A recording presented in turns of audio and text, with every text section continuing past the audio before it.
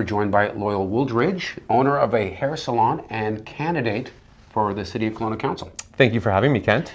So this is 5 minutes to give people a chance to get to know you. What is the big issue that prompts you to run for City Council? Well, I've been working on this for the past year, and this is a position that I've wanted for the past 7 years, but my business needed to be at a certain point in order for me to be able to step back and invest my time into the city. So for the last year, I've sat through over 20 council meetings. I've been meeting with city staff, different stakeholders in the community to really understand what the key issues are in Kelowna and where we need to grow from here.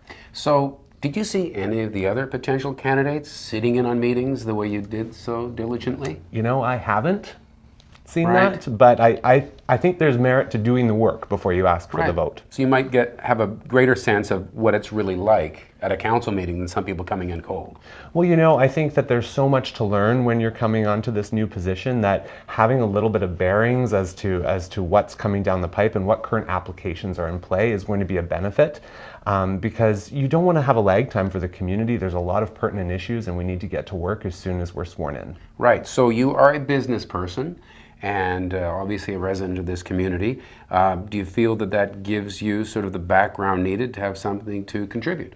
What I like to say is I want to fuse my business mind with my social heart, because I think that we can have a balance of both on council. We've got some extreme social issues that we need to address, but we also have a budget to balance, and that's where the business mind comes in. Right. So I hear you drifting into the issue that everybody brings up, and that is the social conditions downtown with people who are homeless, who have mental health struggles and drug addictions. Does Loyal Wooldridge have the magic bullet to solve this?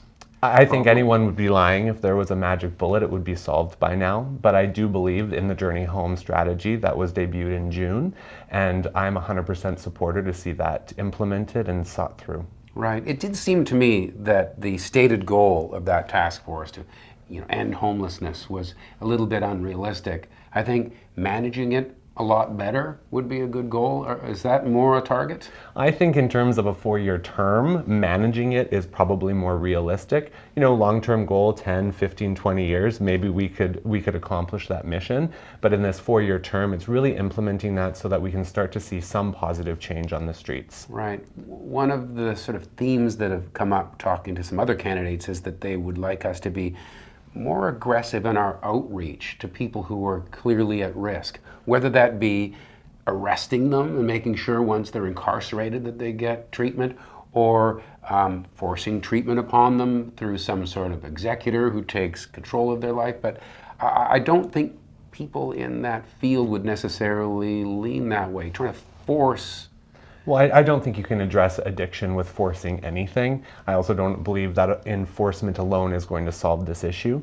But by giving people a choice and perhaps using a community court system where if someone wants to plead guilty for a petty crime, they could have the opportunity to go to a community court and be sentenced using some sort of treatment or counseling service. Wow.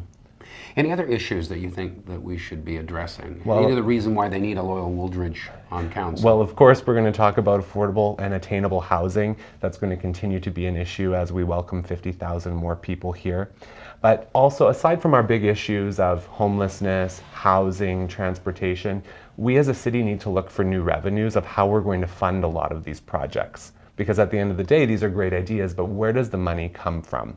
For example, we have a big portfolio of parks that are sitting undeveloped right now. So how are we going to create new revenues within the city without burdening taxpayers to pay for those things? Right. So do you have any particular ideas? What would a park look like that would, something we haven't seen before? Well, you know, we've got this portfolio of parks that's waiting for development. But if we maybe shifted our focus from a strictly acquisition strategy of buying undeveloped parks to shifting that to have some acquisition with some development as part of that policy, then we could start to see more parks developed more quickly. We hear people bashing the speculation tax all the time. Where do you sit on that one? Well, you know, that's a provincial issue and the municipality can definitely advocate. I'm not a fan of the way it's currently written. It's not really a speculation tax, but it's more of an asset or vacancy tax right now. Right. If it is going to be implemented this way, I would advocate that those funds are returned to Kelowna so that we can have a land acquisition strategy to buy properties to build affordable housing on. Any quick last word? 5 minutes gets burned up pretty fast. It burns up really fast, but I hope that I can earn the confidence and vote. I have my whole 9-page platform at loyalkelowna.com. Terrific. Thanks for coming in, Loyal Wooldridge. Thank you so much, Kent. And thank you for watching Kelowna Now.